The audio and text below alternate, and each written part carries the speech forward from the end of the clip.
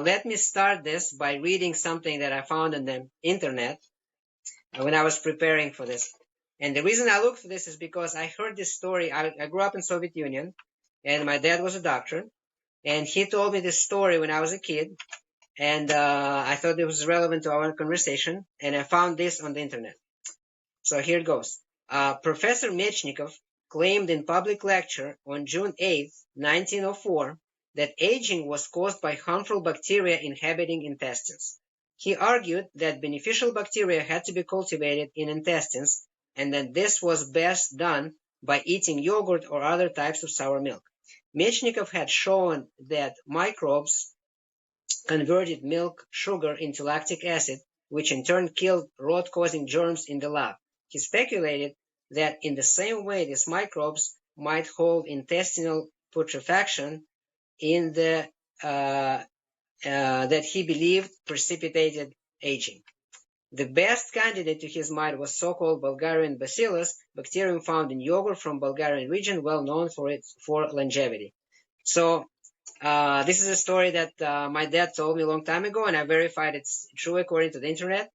And I think it's really cool because, well, while I think ancient Greeks were known, somebody said like all disease begins in the gut, and then maybe somewhere like in the 17th century, somebody actually observed the bacteria in the gut by looking at poop under a microscope. But I think this 1904 might be around the time where this Mechnikov guy or somebody else had really thought that there may be some beneficial bacteria in the gut. And I think this really opened up this, and it's really exciting. This is part of the excitement that we share now with this science. So, now, after this, please introduce yourself and also tell me why what you're studying and what's so exciting about it. Yeah, so my name's Trevor Kirby. I have a PhD in molecular medicine and pharmaceutical sciences from Washington State University, where I studied the intricate connections between the gut microbiome and a super ultra rare genetic disorder known as succinic semialdehyde dehydrogenase deficiency. But essentially, yeah, it's super rare. There's only, I think, the last time I checked, about 300 to 500 people in the world diagnosed with it. So super rare. But why it's really interesting is because it allowed me to study something that seemingly had absolutely no connection to the gut microbiome. This is a genetic disorder. It's something someone is born with. But what my research had showed is that there is actually a gut microbiome component to it, and that your genetic status could potentially alter your gut microbiome. Even in the case for this disease, your genetic status of whether or not you carried a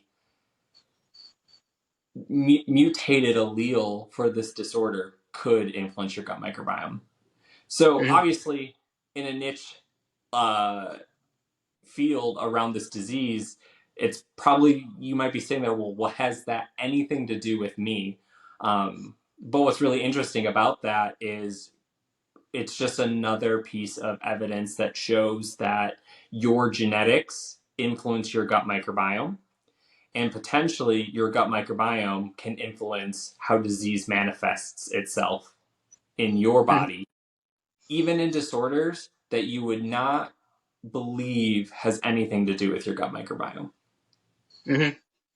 Yeah, this is what I'm discovering too as I'm learning this. And I just interviewed Martha Carlin, who's the CEO of Biotic West, and so she discovered when her husband was diagnosed with Parkinson's, she discovered that has a lot to do with gut microbiome, and that's pretty much her like new career now. So with your anecdote that you had told about the lecture from 1904, it's interesting because what it introduces to me, the concept, I've heard something similar of that before in my readings, but I wasn't 100% informed on like the source and the details around it.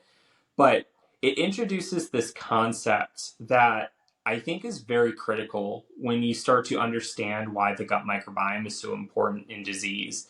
And that's it's really complicated. And it's really complicated, therefore, it impacts a lot of things. If that makes sense. Yeah, it makes a lot of sense. So I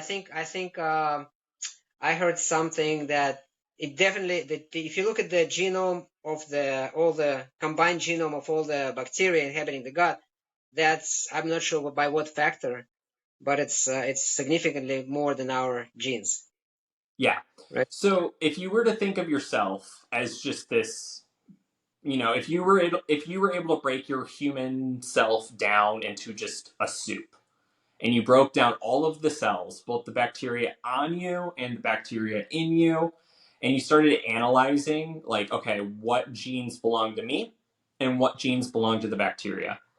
There was an experiment, I forgot when it was done, but it was kind of recent. But they looked at the genetic component in just stool relative to human cells. And it was only 1% human. It was 99% unique genetic material to microbes. Hmm. So yes, yeah, we are maybe at best 1% human in terms of our hologenome. Not to over sensationalize that, but it reinforces this idea that in order to progress health and in order to progress, human biology, we need to start moving away from this concept that you are strictly human and we need to only deal with you in terms of being a human. So, what's your human metabolism like and things like that. We really need to start appreciating humans are ecosystems and we have to factor both microbial metabolism as well as human metabolism. Hmm.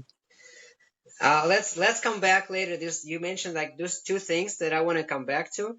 Number one, genetics. There's a lot that I want to talk about microbiome and genetics. And another thing is just this philosophical aspect of it. You know what? It's not me, it's us. And it sounds silly maybe, but I think this is the key. This is the key to being happy and to having a happy life. And it's just like it's not me, it's us as a human community, and it's not me, it's us as a planet. And so it's just and when you die, I mean, what does that really mean that you die? And when you think I am doing something, what is it, when you have this consciousness, right? What does that really mean? So I think it's really important to think about all that stuff, and I want to come back to that, those two things.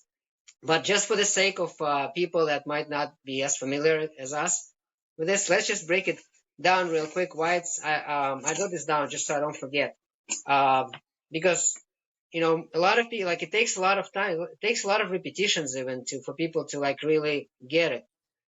So let's just review real quick. Maybe you're the best person to review this. I mean, microbiome in your gut. I mean, it clearly relates to digestion, right? Digesting food. That's easy. Maybe you can talk about that, explain that.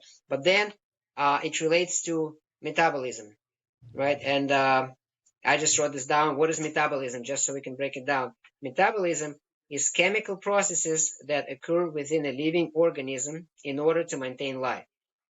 So I want to break it down, right? So we ingest the food, then we metabolize it, which means we do all kinds of chemical processes, right, to maintain our life inside ourselves.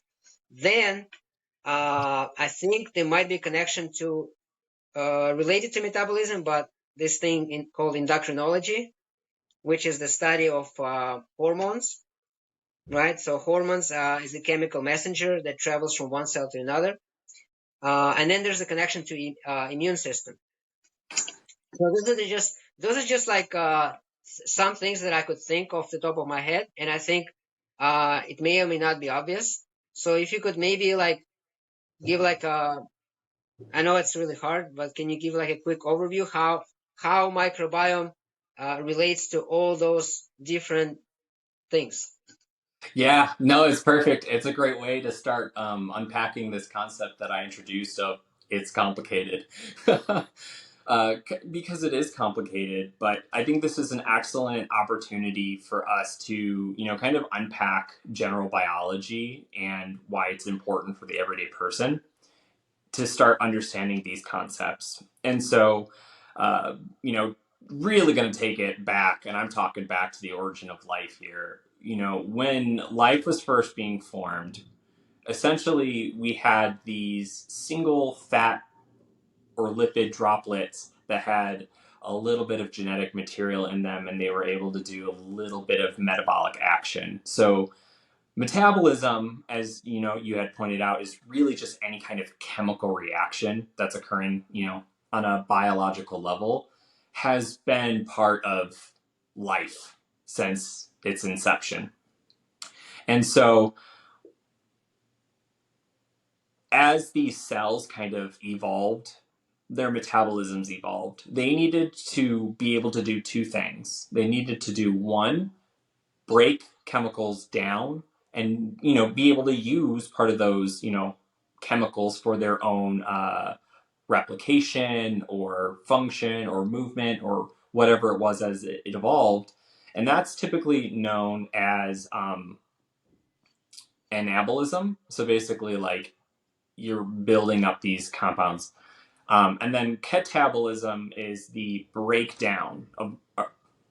I totally just missed my. Sorry, probably cut that out. Okay. So basically, there's two components. There's building up and there's breaking down. And so the breaking down is catabolism, and the building up is anabolism. So I had misspoke there, but Mhm. essentially, with the origin of life, these basic protocells needed to be able to break down the molecules that they needed to, generate energy, for instance, or get other atoms that they couldn't get otherwise. But then they also needed to build themselves up as they became, multicellular organisms. They had to, make tissues. They had to repair themselves, things of that nature. So metabolism, even though its definition is very simple, it's either the breakdown or buildup of complex molecules in a biological setting, it can actually be quite complex. And so, taking it a little bit further. So, when we think of our cells, for instance, generally when we think of metabolism, we usually think about it in the process of making energy. Especially if you're someone who works out or does, sports professionally or even recreationally, you really think about a few things. You really think about, well, where do I make my energy so that I can actually do what I'm trying to do? And then you also think about, what are the repercussions of, doing what I do. So, knowing you and your background in Judo, you need a lot of energy to actually perform the sport. And so you get that typically from eating macromolecules. But you also probably get really sore at the end of your workout, and you get, the buildup of lactic acid. And so now we start talking a little bit more about why it's important to talk about metabolism between humans and bacteria. So lactic acid is pretty much a byproduct of anaerobic respiration. So basically, you're working out and you're breathing so fast that basically you need to turn out more energy than what you can normally produce. And so you go through anaerobic respiration. So basically, instead of doing the normal process of breaking down, ATP and generating, or not breaking down, but building ATP and breaking it down, essentially you get to this point where your body's like, I can't make enough energy. I'm not making enough energy. And so you actually recycle a component of producing ATP, and that leads to lactic acid buildup. Mhm. So now when you start talking about bacteria, you start to realize that some bacteria actually make lactic acid, as you mentioned earlier with the milk and the experiments in the lab. They were able to build lactic acid, and that was able to to some degree protect the microbes against bad bacteria that would spoil the milk, for instance. So you have some bacteria that make lactic acid, but you also have some bacteria that break down lactic acid and they form things known as short chain fatty acids. And so I had come into this thought hoping that I was going to simplify metabolism, but right then and there I just realized I made it complicated again. So I think that just to try to I'm gonna try to repeat what I understand from this, Yeah. right? So so metabolism, you can either break things down or build things up, but basically the connection to the microbiome is that bacteria participate in that, so they can break or build things for us.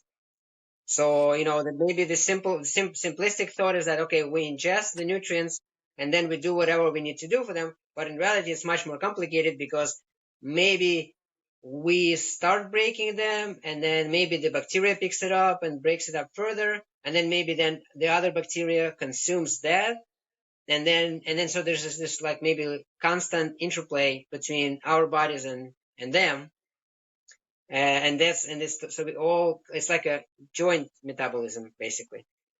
Yeah, that's actually a great way to kind of reframe this conversation back on track. I do have a good tendency of derailing it. So if I ever do get off track, definitely don't feel bad to be like, hey, let's get it back on track. Sometimes I like to remind myself that I am definitely the absent-minded professor and I can get lost in my own thoughts. But you make an I do the same excellent... thing. I go on a tangent. That's why I have to keep a list of topics here. Yeah. Go ahead. No, it's great to keep a list. Even if I write it down, I tend to just derail on things I find fascinating and I want to talk about. But with diet, I think a great example is when you start looking around like plants in particular. So when we eat a lot of plants, we obviously, I think fiber is the easiest for most people to kind of understand, just because fiber is, more well understood. But we know humans lack the enzymes to break down fiber. That's Hmm. why, our stool has its consistency. When you eat a lot of fiber, it tends to be more, or I would say less dense, and so it's just a different consistency. But then we do realize that fiber is a prebiotic, and we know prebiotics are good for bacteria because they can break them down. But the story with metabolism is so much more complicated when you start thinking about like diet, for instance. So if you eat broccoli, so there's obviously fiber, we can continue the conversation on fiber, but there's also all of these phytochemicals that can be found in broccoli that when you look at the absorption of them normally, they're quite low, meaning that our intestinal cells just don't have the capability to really absorb them. And it's the really large molecules, the really complex molecules. And so it's not very easy for us to just passively absorb them. But what happens is a lot of these chemicals get down to the colon, and that's where the bulk of your microbiome resides. And the gut microbiome down in the colon do possess the enzymes to break down these phytochemicals. Just like fiber, they'll break down these phytochemicals into smaller molecules that we then can absorb, Hmm. or they'll break them down into a substrate for another microbe to use that then actually gets metabolized again into something different that has a profound effect on our health. And so when you start understanding that, and it's segue into just basic nutrition, it makes it really hard to classify a lot of nutrients. When we talk about nutrients, we typically talk about your macronutrients, so protein, carbohydrates, and fats. And then we kind of talk about the micronutrients, so we talk about vitamins and minerals. But there's really not a good place to put phytochemicals, which are commonly actually referred to as phytonutrients. I tend to avoid using the word phytonutrient because they're not really classified as nutrients in the fact that they don't give you, energy for the most part like macros do, and they don't really provide any small molecules that are very clearly fit in our biology like a vitamin and a mineral, but arguably are very important. They can have antioxidant effects. They can be used as substrates to form short chain fatty acids, which are critical for our immune health. They themselves are absorbable to some extent and have some effects, in the body. And we know just from, the study of pharmacology that there are a lot of bioactive constituents of plants that eventually become, the drugs that we know today. A great example is salicylic acid. Um, it can be commonly found in willow bark, but that's the precursor molecule to acetaminophen, to aspirin, to Tylenol, things like that. So metabolism is really hard to fully appreciate when you start realizing that there are so many metabolic pathways. And Mm-hmm. for the most part, I don't think we as scientists or even humans can even fully articulate every single metabolic process that can occur. Real quick, so you mentioned phytonutrients. Am I saying this right? So Yeah, what is it? phytonutrients. So I think is that the nutrients for the bacteria? What is the definition of phytonutrients? It can be. So, phytonutrients, specifically some that have like a sugar residue that kind of looks like the sugar residues on fiber, can act as a nutrient specifically for the gut microbiota and act like a prebiotic. And there's a lot of growing evidence that these phytonutrients act like prebiotics, but they can also be a soft cap nutrient for humans as well. So, for Mm-hmm. instance, a lot of antioxidants are Mm-hmm. phytonutrients. Mm-hmm. We eat them, and they can exert an antioxidant effect to some degree, at least locally.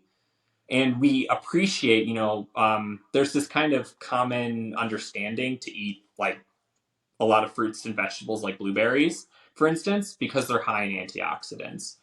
So to answer your question, they can be food like nutrients for the gut microbiome, but they could also be nutrients for humans as well. Mm-hmm. Yeah, I like how you mentioned that uh, like our understanding, even as we think we know a lot, it's just the nature just always like shows us, like makes it, that just humbles us, just humbling, because it's what as soon as you think you know something, it's like nope, there's a different pathway. And I think uh the food industry, both the food industry and maybe medicine to some extent, they really either maybe because of ignorance, because of our ignorance or our arrogance, or maybe to some extent on purpose, they really led us on the wrong path by putting all these ingredients that people read so carefully, uh, which is important. What's important, what I'm learning now is that the important thing is to make sure that something is not there. Just make sure that none of the bad stuff is there, because the other stuff, like the stuff they put in like really big letters, like the calories, that doesn't make any sense, because it's just so simplistic to think like a calorie for calorie. Maybe those calories are consumed by the bacteria, not by you. Okay, and so how can you think that you're getting that pure energy from those calories? Maybe that's not the way it is. And another thing is, I think a lot of so for example, athletes, right? You try to achieve a certain goal. Maybe either you're trying to lose weight, or maybe you're trying to gain muscle. And so the simplistic thing was, all right, I'm trying to gain muscle, so I'm going to drink a protein shake. But I think, unfortunately or fortunately, it's not as straightforward. So my intuition is that if you're thinking in such a simplistic way, it's probably gonna be against you. You're gonna miss something. It's not like you go, okay, I'm gonna drink that protein shake and that protein gonna go directly into my muscle. I don't know how to explain it. Maybe you can explain it like in a simple way for somebody to understand. But I started really campaigning against these kind of ideas like this, like protein shakes. I mean, I think I'm coming around to having this ideas that real food, real food is good, not processed food, not like purified food, like real food, the way it comes in nature. Why? Not because I'm like superstitious about it, just because it's natural is good, but just because I have that respect that, like nature has like these checks and balances sort of thing. I don't know. Do No, you have any? you bring an excellent point, and it's important to kind of unpack it a little bit. So now we're getting to the philosophy of science here, but part of the reason why food, nutrition, medicine, things of that nature, and even just how we tend to now think is kind of a byproduct of science as a process. And I say this, but I want to make the qualifier that it is critical that the way science is run is done, because it is the only way we got here. It's the only way you and I are talking right now, from coast to coast, literally, that science is great. But it has a fundamental flaw in the fact that it is reductionist, meaning that it tries to examine things on a one-to-one basis.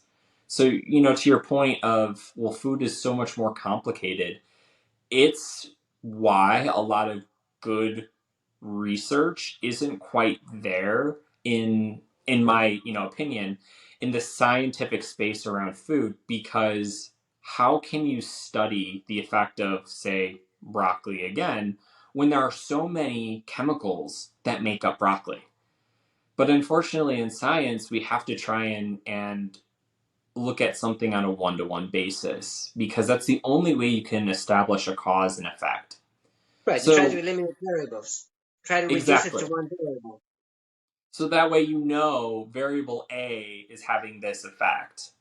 So there are two ways to kind of do it. You can either, one, look at broccoli as a whole food and give it to people and then, study the effects, but you're not going to have great resolution when you start talking about the actual chemical constituents.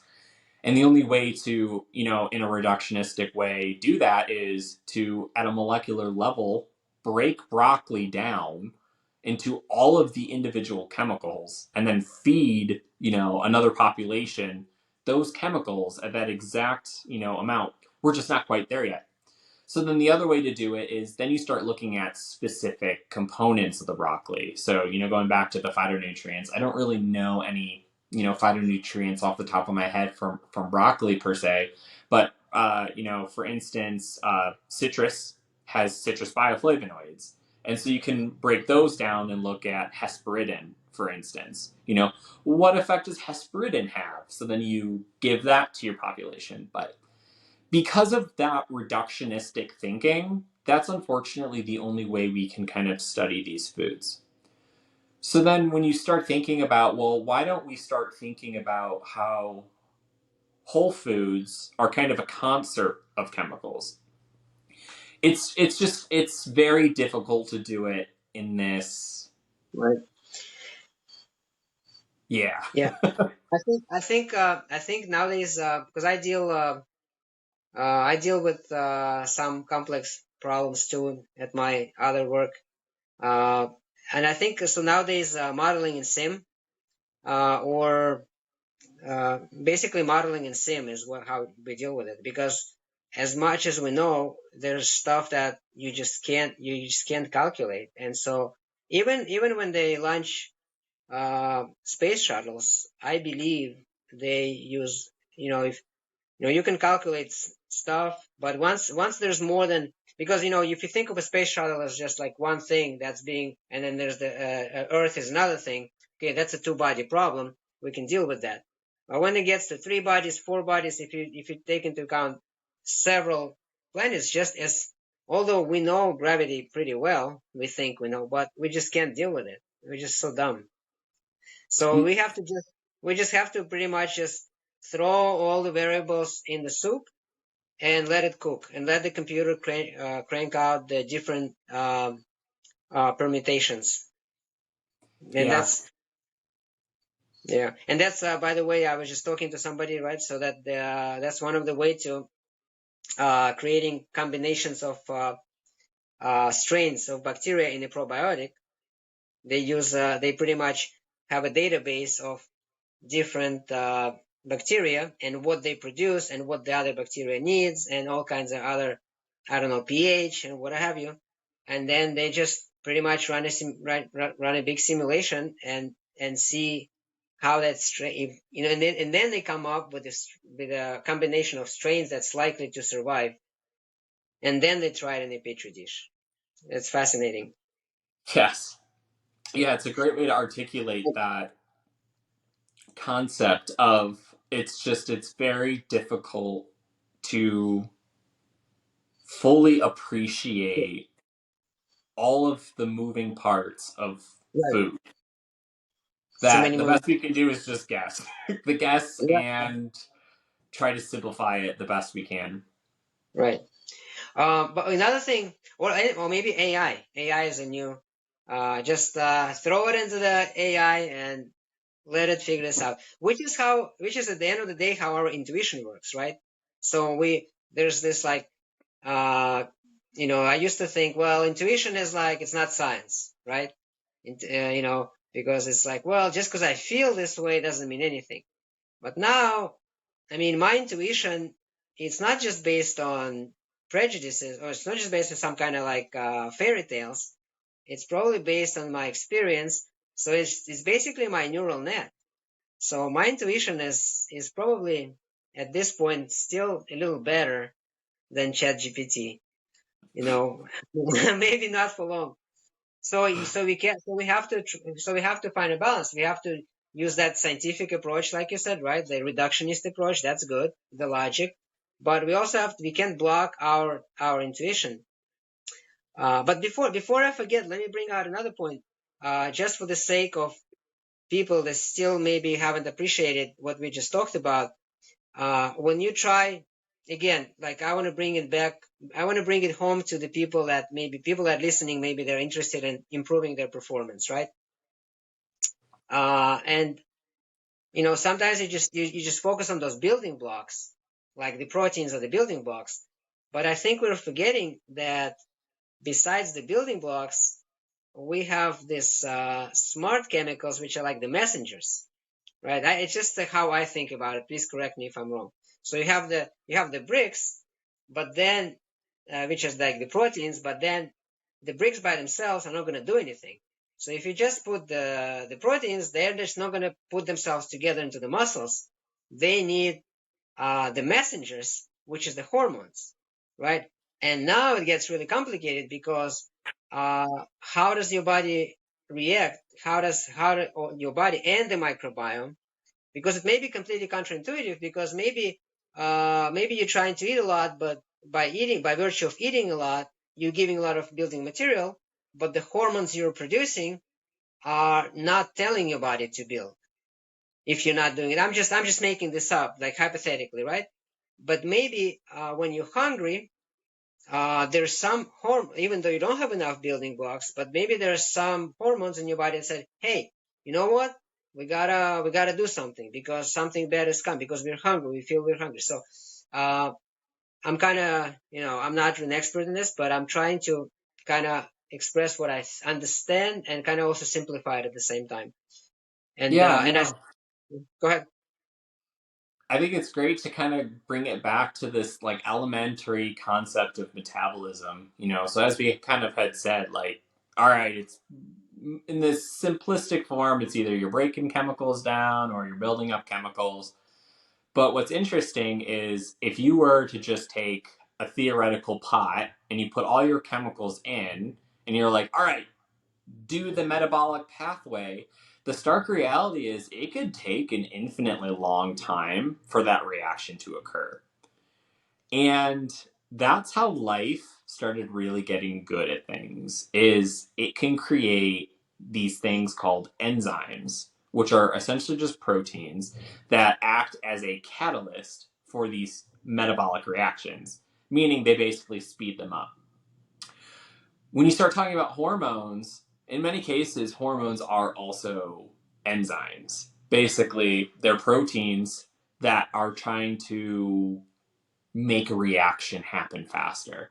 So, in your hypothetical situation of, building something up, it's possible that if you put all the right chemicals there, it would build itself on its own. But if you don't have these proteins that kind of make this reaction happen faster, then it's it's not going to happen.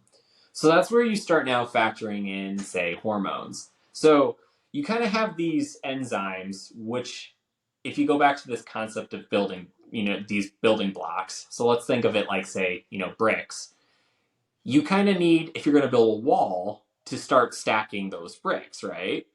And theoretically, you can just lay all the bricks on a grass lawn, and over time, they would, because of wind and earthquakes and whatever happens, um, eventually stack themselves into a wall, but that's going to take forever. So it just makes more sense to have a person there pick up the brick and start stacking it.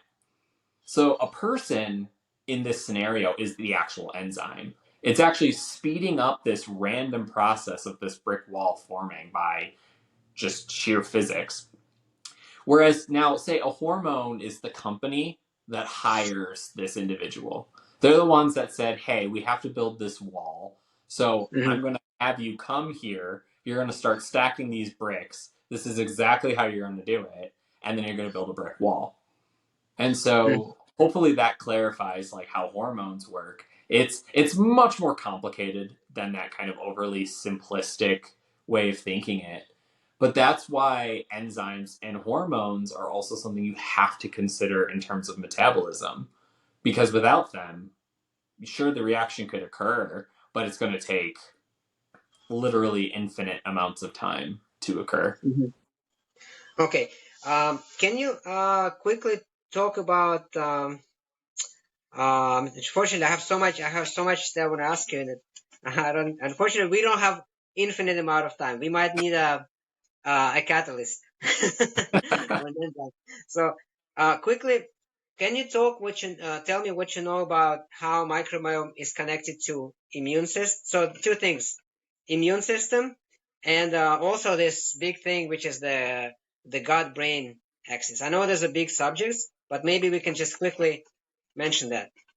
Yeah, so all of these axes kind of exist because humans are these complex, multicellular, multi organ tissues. So I think the simplest to understand them is we have to go back again in human evolution to the formation of multicellular organisms that had a digestive tract. So essentially, when these complex multicellular organisms started forming and they needed to have an inside versus an outside, these systems needed to be able to recognize, hey, what's bacteria that's good and what's bacteria or, other microbes, fungus, viruses, etc., that's bad. So basically, there's this long evolutionary history between what is the inside of us and what is the outside of us. Mhm. When you kind of think of a human in a very like simple way, we're kind of just donuts. We have this outside layer that's our skin, and then we just are our tube that's our digestive tract. So first, the gut immune axis. So when the immune system started becoming a thing, we needed to be able to distinguish between good bacteria and bad bacteria.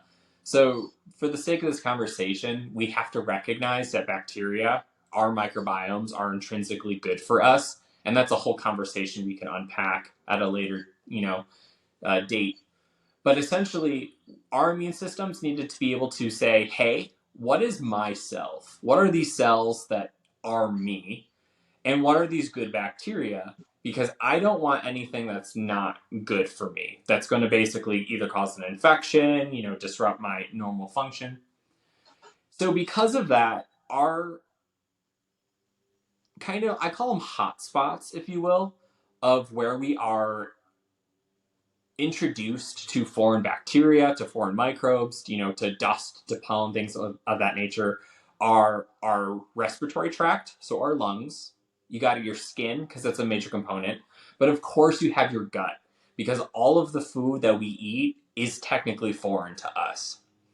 And so these special types of interfaces or hotspots that we interact with things that are foreign to us have to have special immune populations that are kind of there as a checkpoint, as security guards, to screen what's good and what's bad. So when you talk about the gut immune axis, there's actually a couple, there's also like the lung immune axis and things of that nature, but more specifically the gut. When you look at the small intestine, we have these pockets called Peyer's patches. And essentially these pockets are these sections where your immune system can get really close to the inside of your intestines, the intestinal lumen space. And these cells that are pretty much lining the intestine and these Peyer's patches have the ability to pick up the signatures from these foreign substances and present it right to your immune system. And so basically, that's how your immune system is educated. Mm-hmm. It needs to have this antigenic library. So an antigen is just any substance that causes a reaction to your immune system. You kind of have to have this antigenic library, or basically a database that your immune cells can say, all right, this is foreign, this is food, but this is good. We don't want to attack this food, because obviously that's going to create like a food allergy, and that's not good. That's kind of impedes the whole process of eating. But then you also want it to be sensitive enough where it says, hey, this is bacteria that was in my food, and this is bad. This is going to potentially cause me to have an infection, so we need to neutralize it. So this kind of intimate connection between what's kind of going through our guts and our immune system and how it kind of primes our immune system is actually 100% critical for us to even function normally. And that's where you start kind of getting this concept of the gut immune axis. So studies have looked at, they're called notobiotic, or basically have no microbes whatsoever, mice. So think of like the literal bubble boy, with quotes, has absolutely no microbiota. These mice are completely immunocompromised, and not immunocompromised in the way that the term's usually used. They have some immune function, but it's very muted. It's not really functioning how it's supposed to be functioning at all. And in many cases, when you challenge these mice to just a very novel pathogen that normally we'd be able to handle, they don't do a good job at it. And eventually, they can actually get really sick from these bacteria just being able to grow unchecked. But what they find out is as soon as they kind of recolonize the gut microbiota in these mice, they start resuming having some form of normal immune function. Mm-hmm. So it's from these experiments we really understand that without the gut microbiota, without your skin microbiota, without your lung microbiota, you do not have the immune system capabilities that you normally would have. Mm-hmm. That's interesting. So like I'm learning. We're gonna have to need a separate conversation on this, but the way I simplistically understand this is basically, all right. So you have when you ingest something, you have good things and bad things, and if your immune system overreacts to the good things, that's not good. That's a food allergy. And on the other hand, when you ingest a bad thing, the immune system does need to react, so it needs to recognize that. And so somehow that gut bacteria help. So the immune system by itself cannot deal with this, cannot figure this out, and the gut bacteria somehow educate the immune system. And how exactly they do it, that's still a mystery, and I think we better probably leave it for the next time. But somehow they figure this out, and they go to the immune system and they say, okay, this is a tomato, it's good, don't worry about it. This is the virus in the tomato, you got it, or whatever it is, the bad bacteria in the tomato, you gotta attack that. Yeah, it's a really great way of thinking about it, and we can definitely unpack, more of like the molecular mechanism of how that gut immune cell ends up, with the rest of your immune cells and starts teaching them what's good and what's not good. But yeah, that's a great way to view it. Okay, cool. This is cool because like you're a professor, this is great, but somebody who you're so far away from us regular people, so maybe by me trying to repeat what you said, maybe it'll help somebody else understand it. Oh, you So that could have a whole lecture series on this topic of where you start with basic cell biology, and you start talking about microbiology. That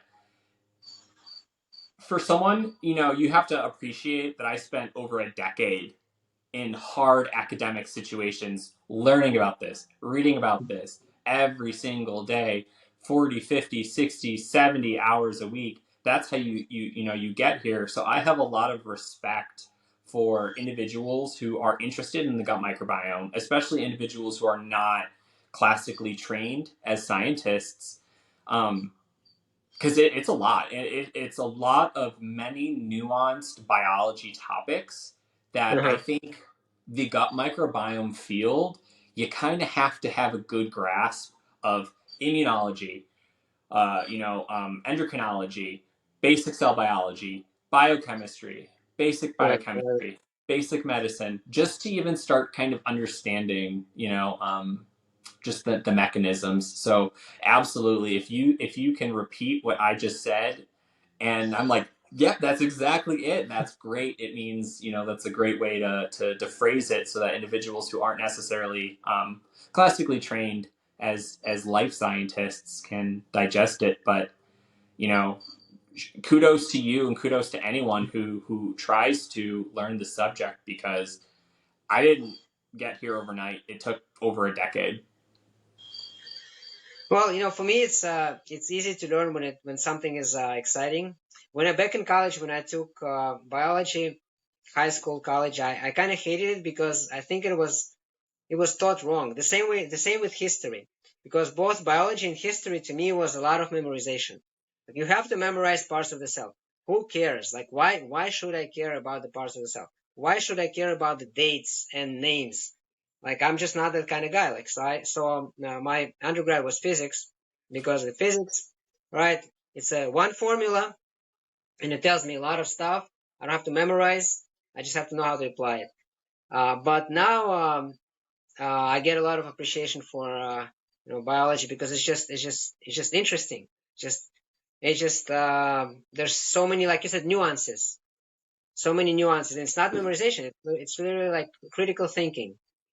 Um, yeah. So before we run out of time, let me get to a little bit more of like a practical side of this. Okay. So uh, fermented foods, and so because the gut microbiome is so important, we've established that. Now, we also know that our modern slash American diet really kills the microbiome uh, because it's not real food for many reasons, right? So one reason is probably just to repeat that a lot of the foods, in order to increase the shelf life, how do you increase the shelf life? You want to make it uh, that so that bacteria doesn't like it, or that the bacteria dies when they eat it, and therefore it also kills your own bacteria, and because it lacks fiber, and for many reasons. So basically our microbiome is depleted, and that's why we come to the understanding that fermented foods or probiotics are very important. Okay, but then now we run the danger of not being as nuanced as we should be, because uh, now, okay, so we can say, okay, great, all this stuff is good for me, so I'm just going to eat a lot of this. And also, there's another idea that that they all help each other, right? So I'm trying to choose or fermented foods and probiotics, and I think, okay, as a modern American person, my microbiome is depleted, so I should get as much of that as possible, because I also understand that it's not just because one microbe may not be able to survive because it may need something else. So I may have to ingest as many as possible so that they hopefully help each other. But then I get a little more nuanced and I think, wait a second, but what if they give me a probiotic and that probiotic has some kind of strain, very concentrated, and I take it, and that strain, because I take that one microbe that is very concentrated, it's gonna kick, it's gonna fight all the other microbes in my gut, and it's gonna kick them out. And now, instead of increasing diversity, I'm actually gonna, uh, you know, make it less diverse. So this is I'm trying to explain what's in my mind as a regular person who is trying to navigate this. What is your advice? Can you break this down and give some kind of practical advice there?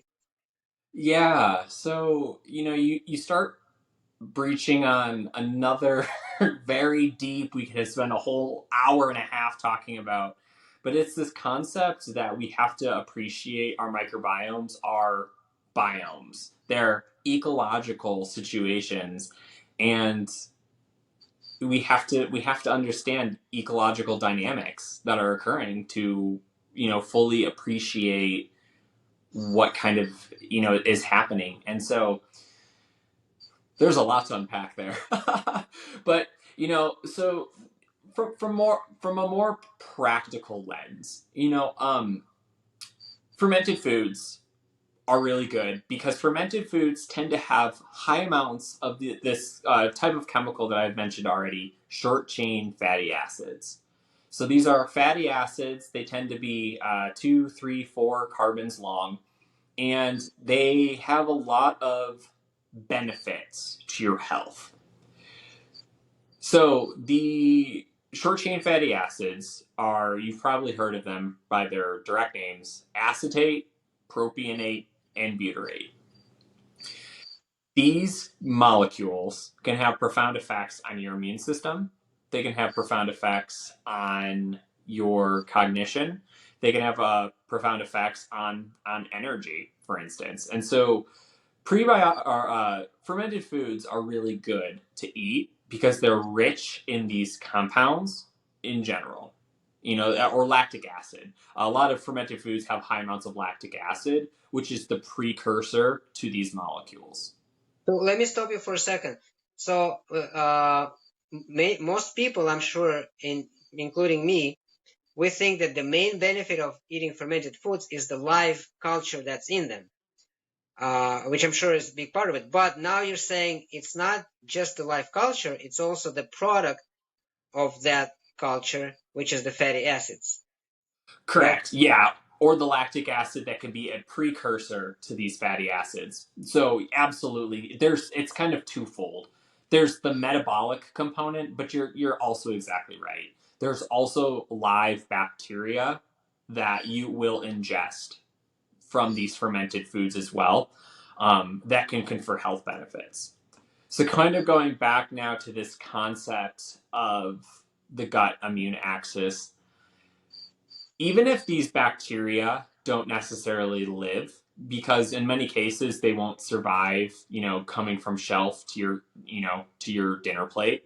They also might not necessarily survive the journey from your dinner plate to your gut microbiome. Even if they are dead, they are still coated in molecules that can be very beneficial to your immune system as well. So when we start talking about the immune system, again, a whole separate conversation, the nice effect of some of these bacteria is that they're anti-inflammatory molecules. So your immune system sees them passing through and they get the green light that they're okay to stay. And so it kind of primes your immune system to kind of be anti-inflammatory, kind of keeping the brakes in check, keeping everything, kind of nice and good. And that can be beneficial because being anti-inflammatory in nature, it can be, on one hand, done by the production of molecules, cytokines, that kind of act like hormones, with quotes, for your immune system.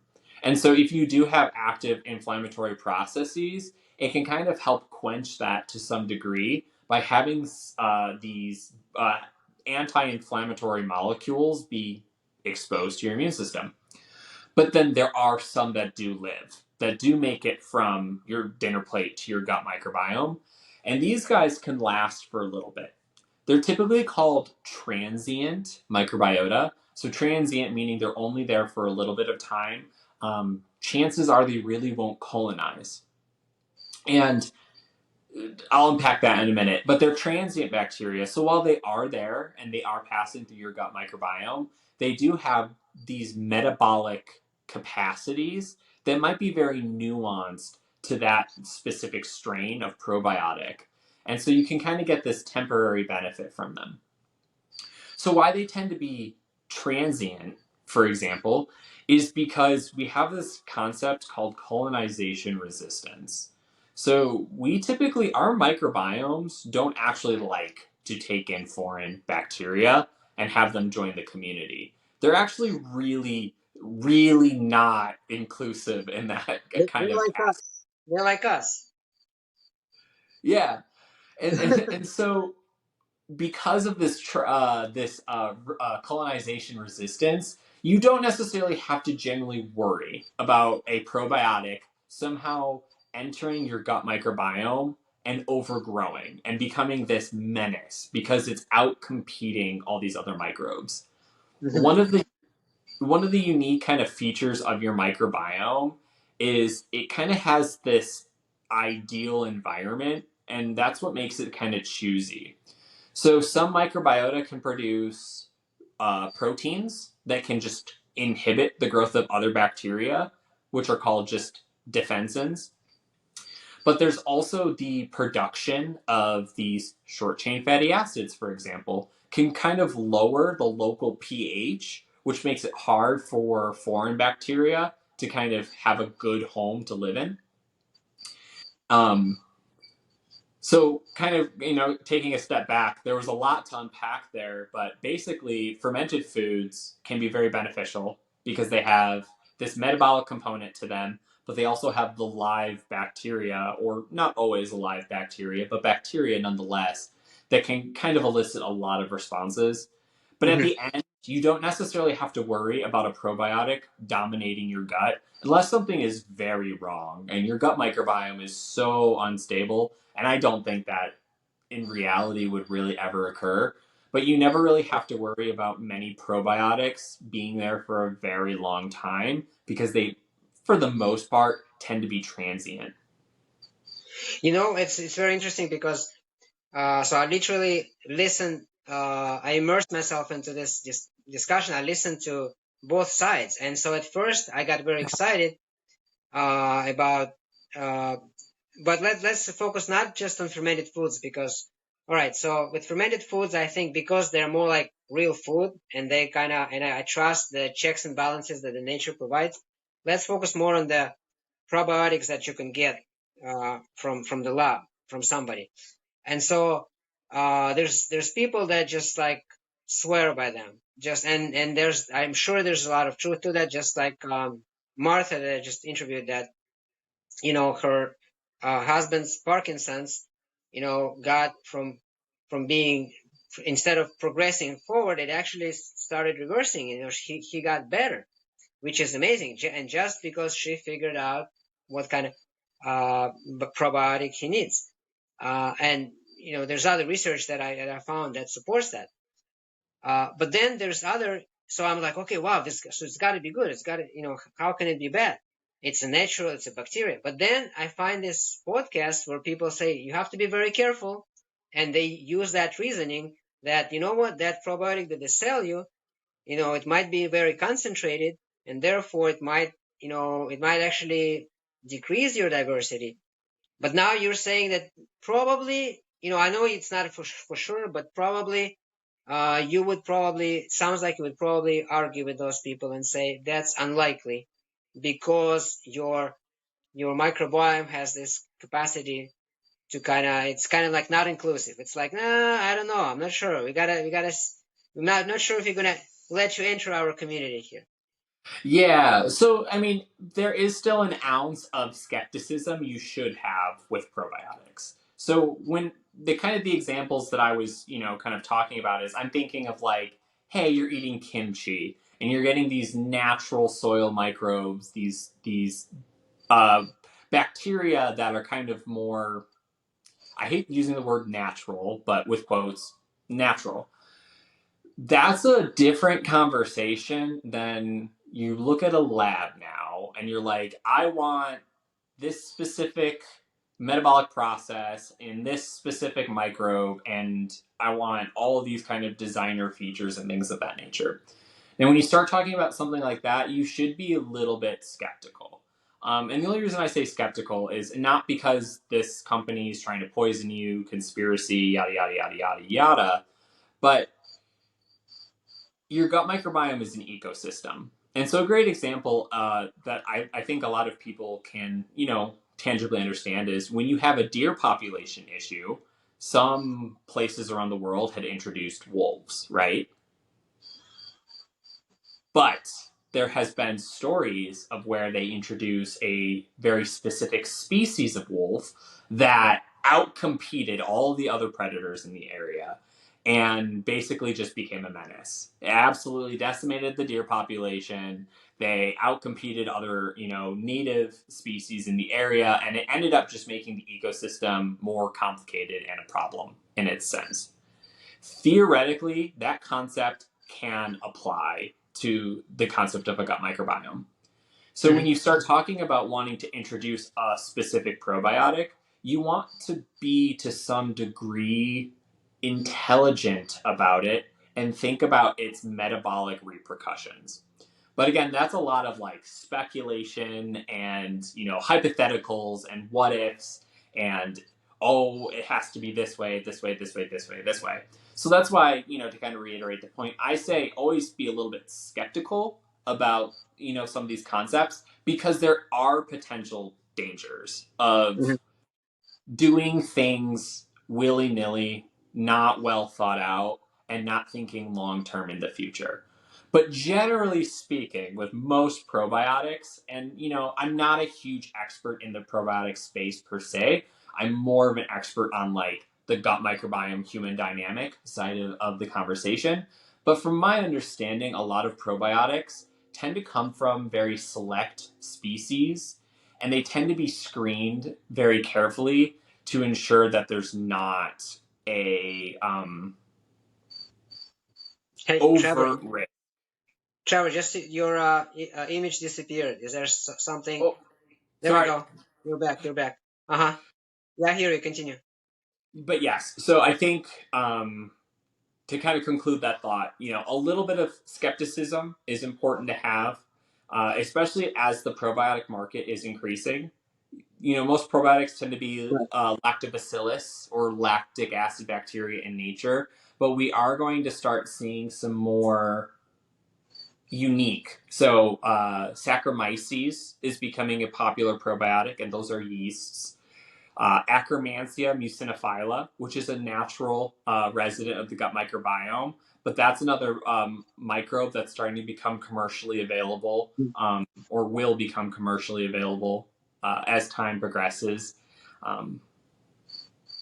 But hopefully that answers your Yeah, question. yeah, I yeah. can see both sides of the argument, but at Right. the end of the day, you don't lose sleep over it. Good, good, good. So I'm gonna share with you. I just like you. I hate when people use uh natural as an argument. It's like, well, just because it's natural doesn't mean it's good because you can totally die from natural causes, and being eaten by a tiger is completely natural. So whether natural is good for you or not good for you, it's not. I'm not sure about that. But it's like you said, I at the same time I believe that nature has these checks and balances, right? And it's just you just have to respect it. You just have to understand that those systems are very complex. And so what I did, so I got my hands on this probiotic, and even though I wasn't losing sleep over it, but it's like, but still, I want to give it to my family, I want to give it to my kids, like I don't know. And so what I decided to do is I said, all right, I'm gonna let nature test it out. And so I just put it in milk, and I said, let's see if it grows. It's supposed to be live bacteria, and I figure if I make kefir from that, that's gonna, it's not in itself like 100% proof that it's okay, but at least, I kind of let the nature be the QA, quality assurance there. I let it run its little checks and balances, and if something grows from it, and if that whatever grows from it smells okay and tastes okay, then that gives me confidence. And I'm very proud to say that I did that experiment, and it came out to be pretty good. That kefir came out to be very delicious. So You're I don't know. brave. That's kind of like not scientific, but I think there's some truth to that wisdom there. Yeah, we definitely have to some extent our senses to kind of quality, test things. Things that smell bad for a reason. Things that taste bad for a reason. So there's a ring of truth to that kind of natural QA experiment. Uh-huh. Another wisdom, and I'm not sure if it's exactly how it exactly connects to this, but it's just I feel there's some deep truth in that. So I mentioned to you a Russian science fiction writer the other time we talked. This is a different writers, actually. It's brothers. They wrote together. Their last name is Strugatsky. So in one of their stories, this guy gets another planet, and he's wondering if he's going to survive there. Somehow he can breathe, so that's not a problem. But he doesn't know if he can survive. And then he noticed that the mosquitoes started biting him, and he thinks to himself, "All right, a food on another planet will never go hungry." And I don't know why, I don't know how it relates to our conversation, but I just thought that was so profound, and it's kind of underlines this nuance, Yeah. this whole nuance and the wisdom of nature. And the more I think about it, the more I think how wise that statement is. And you could argue from biological perspective or from ecosystem perspective why that would be so, right? Because No, if you I because think if that you you're if right. nature wanted to be eaten, like, right, if you serve as food, then it would be unwise for nature to not the nature would have to feed you, because, right, that's one way to think about it. I think there's many ways you can interpret that. Yeah. No, I there's even though evolution as a concept is very random and kind of unintelligent in the fact that it just happens because of the way that it happens, it also selects in such a way to ensure survival to some degree. So, that's going back to the ecosystem concept. Prey have predators, but if the predators overeat the predators go hungry. And so there are natural ways to keep the predator population in check so that there's always, food available. And that's just natural ecosystem dynamics. So to kind of bring that science fiction concept back to the gut microbiome is an ecosystem. And so it kind of has these natural ebbs and flows as normally you eat healthy, but we all splurge and have an extra large pizza and a 2 liter of Coke. It happens. But that's how your microbiome ebbs in the direction of those food, but then it'll flow back to hopefully its natural state. Mm-hmm. Yeah, and this I realized, like, I've been keeping you for a long time, and I definitely hope that we speak again, but I just wanna mention something. I don't know. I really wanna. It may not be, related to microbiome. It probably is related, because everything is related to microbiome. But you mentioned the or we discussed the intelligence of nature, or the intelligence of evolution, and this is something that I think about a lot. Um, Intelligence and consciousness, right? We attribute it, to our brain, but if you try to, like, sort of meditate on that, or like make, just really think deeply into that, the intelligence slash consciousness, it comes down, well, this possibly, it's not 100% true, but maybe what it is exchange of information. It's an information processing system, right? That's one hypothesis, because I think there's another hypothesis about what consciousness is. I think there's a kind of a good reason to think that it's a fundamental property of the universe, which we can also. But right now, like, let's take the other route and say intelligence slash consciousness is a product of information processing of information, right? And then we say, okay, well, our brain is a neural network, and this is one way. It's just one way of processing information. But then, there are many other ways of processing information. I mean, your gut microbiome is processing information, is it not? Yes. And an ant house is an information processing system, and an evolution in itself is an information processing system, which brings me to a very interesting question that I wanna tackle perhaps in our next discussion. Uh, if you think about consciousness and what it is, you can kind of try to have this thought experiment of, number one, trying to see how to define consciousness in space. If I may say this, right? There's a spatial dimension in it, because you have these separate neurons which are distributed in space, okay? But somehow, so each neuron is not intelligent, but together they have this emergent property of being intelligent.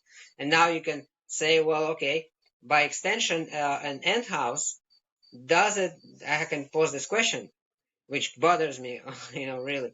Does an ant house have a consciousness? I cannot honestly say, like, as a science, like, think about it scientifically. What is the difference? What is the difference between my neurons interacting independently in the brain and the ants interacting in the ant house?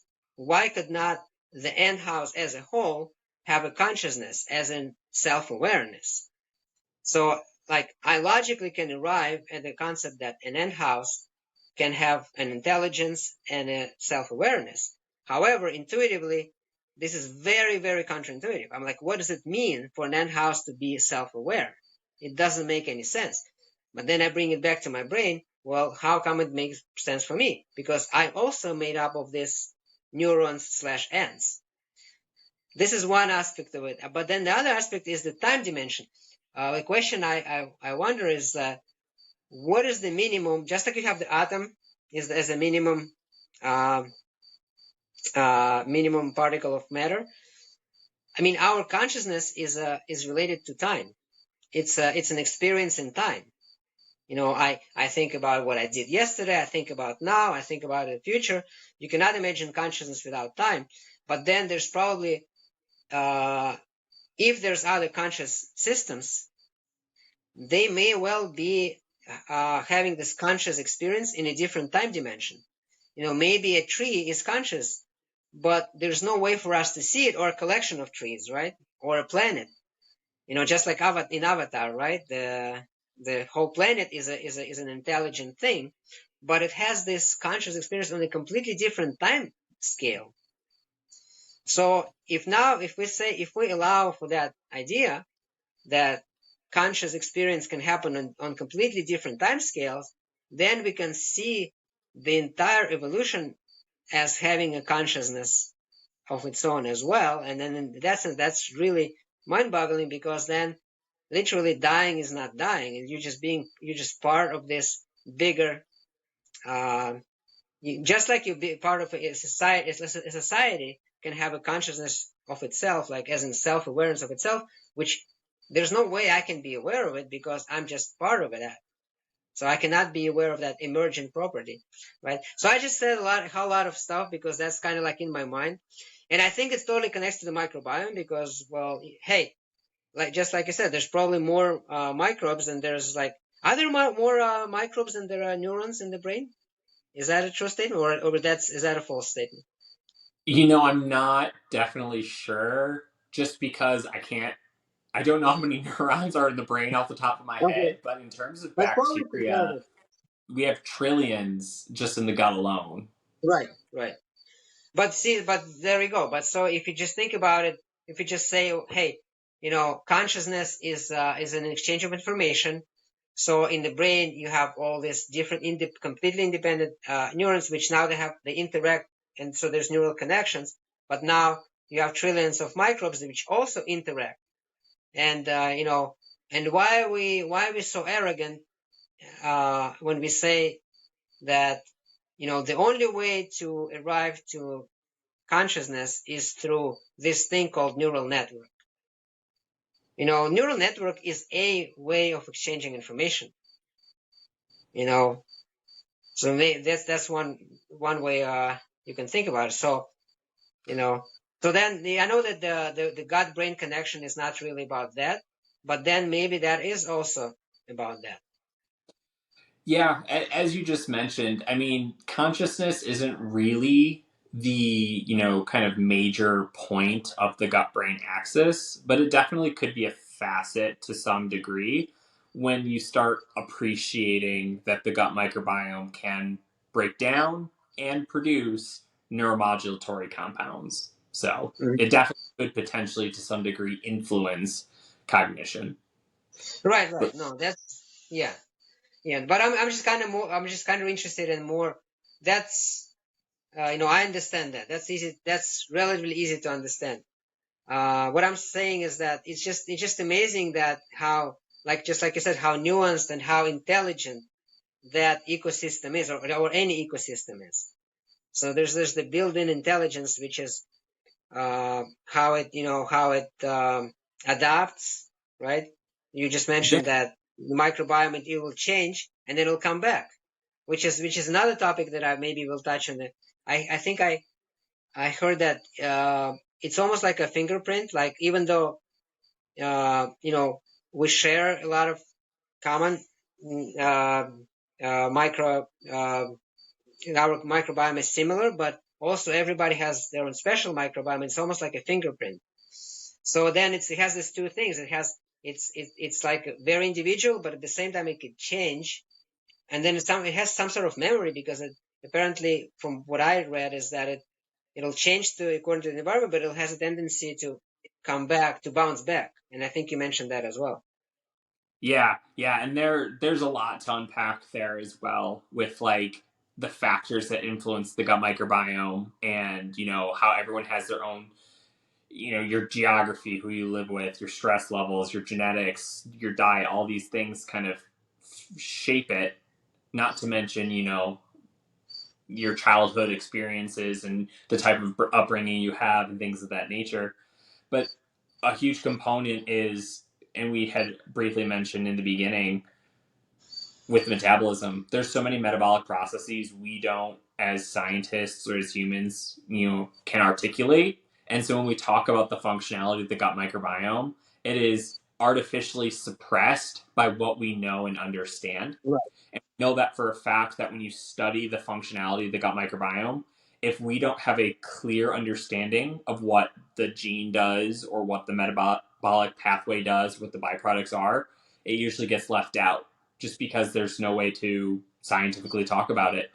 So there's this artificial simplification of the metabolic potential of the microbiome that is just because we're not smart enough yet.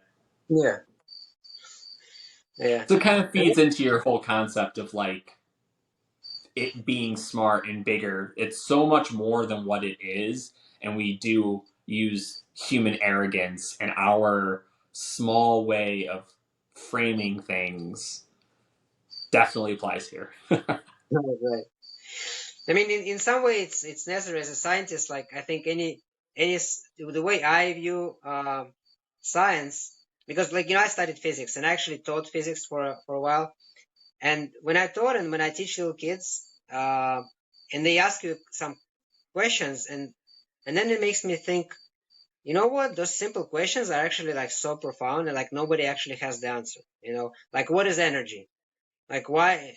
And it's like, and I try to be honest. I try not to be a hypocrite, and I say, and what I in my answers is, listen, it's just a model. It's just something that we came up with. There's a fly that just flew by.